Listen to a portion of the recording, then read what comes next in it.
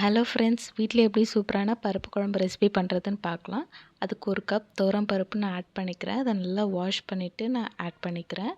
அது கூடவே சின்ன வெங்காயம் இருந்தால் நீங்கள் ஆட் பண்ணிக்கோங்க. எங்கிட்ட சின்ன வெங்காயம் இல்லைனாலும் ஒரு பெரிய வெங்காயம் நான் ஆட் பண்ணிக்கிட்டேன்.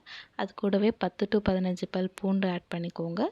ஒரு பழுத்த தக்காளியாக இருந்தால் அதை ஒன்று ஆட் பண்ணிக்கோங்க. 3 பச்சை மிளகா ஆட் பண்ணிக்கோங்க. அப்புறம் ஹாஃப் டீஸ்பூன் சீரகம், ஹாஃப் டீஸ்பூன் மிளகு, அப்புறம் ஹாஃப் டீஸ்பூன் மஞ்சத்தூளும் ஆட் பண்ணிக்கோங்க. அதுக்கப்புறம் எந்த கப்பில் நீங்கள் பருப்பு எடுக்கிறீங்களோ அதே கப்புக்கு 2.5 கப் தண்ணி ஆட் பண்ணிக்கோங்க. நான் 2.5 கப் தண்ணி ஆட் பண்ணிக்கிறேன்.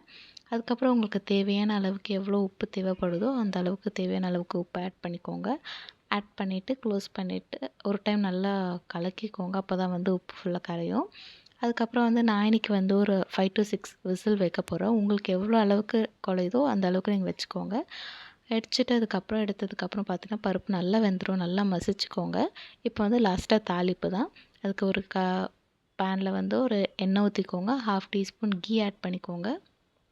கடுகு, கருவேப்பிலை, அப்புறம் 2 ரெட் சில்லி நான் ஆட் பண்ணிக்கிறேன்.